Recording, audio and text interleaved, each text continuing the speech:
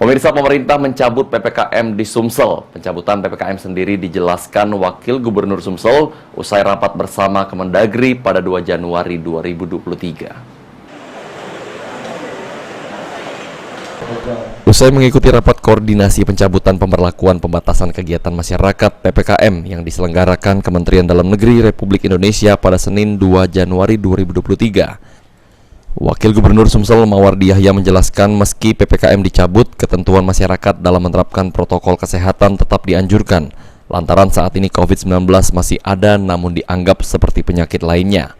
Mengingat saat ini kasus COVID-19 sudah melandai, pencabutan PPKM sendiri bertujuan agar ekonomi dapat kembali bergerak.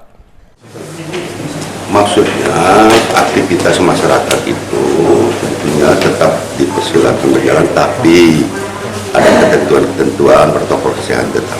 Itu maksudnya, supaya ekonomi kita tetap bergerak.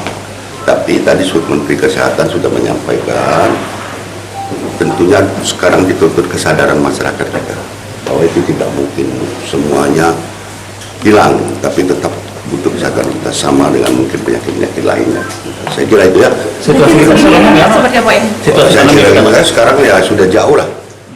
Sementara itu, Kepala Dinas Kesehatan Sumsel Trisna Warman menjelaskan secara umum PPKM sudah dicabut lantaran saat ini kasus COVID sudah melandai. Bahkan di Sumsel sendiri, data terakhir hanya ada 2 kasus.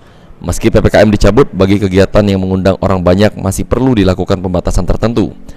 Penerapan protokol kesehatan juga masih dianjurkan untuk dilakukan baik di tempat tertutup maupun di tempat keramaian.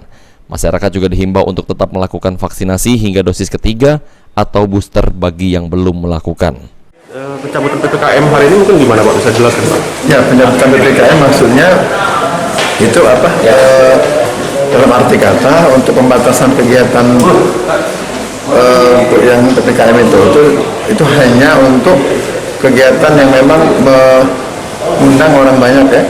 Tetapi tetap ada di batas tertentu. Tetapi status kedaruratan kesehatan masih ada.